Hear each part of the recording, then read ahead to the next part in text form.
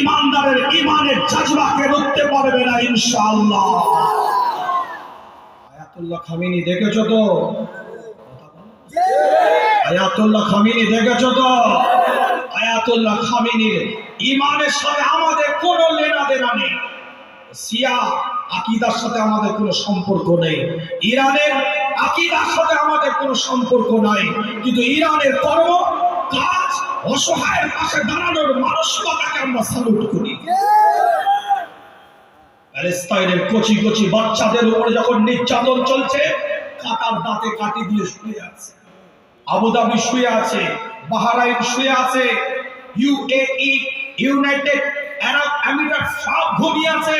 Saudi কাবার ইমামকে দিয়ে মক্কা শরীফের বুকে দোয়া চালাচ্ছে প্যালেস্তাইনের কচি কচি বাচ্চার জন্য।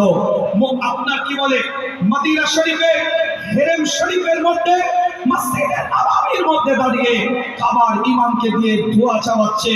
আবার টেবিলের তলায় ক্ষমতার জন্য, পাওয়ারের জন্য, আধিপত্যের জন্য, স্ট্যাটাসের জন্য, নিজের চেয়ারকে বাঁচাবার জন্য টেবিলের তলায় ইসরায়েলের সাথে আবার সেটিং করছে। কথা ঠিক না? আবার স্পষ্ট কথা বলছি, ব্যাখ্যা ভুল নেবেন না।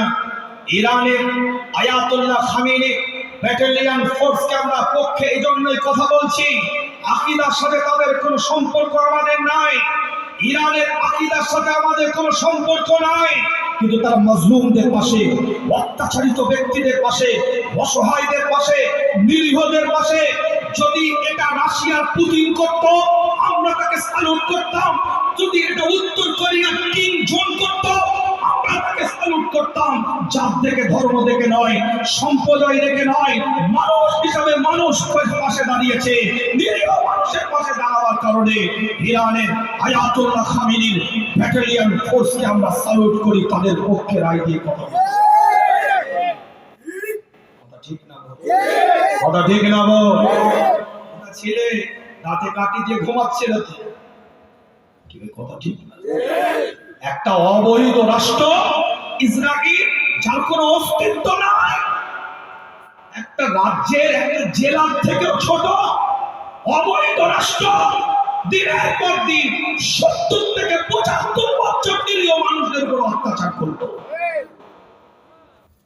নিরীহ মানুষদের পক্ষে থাকা তো দূরের কথা, আবার শেল্টার দিয়েছো, শেল্টার দিয়েছো, আলাদা করে ঘাঁটি করার সুযোগ করে দিয়েছো।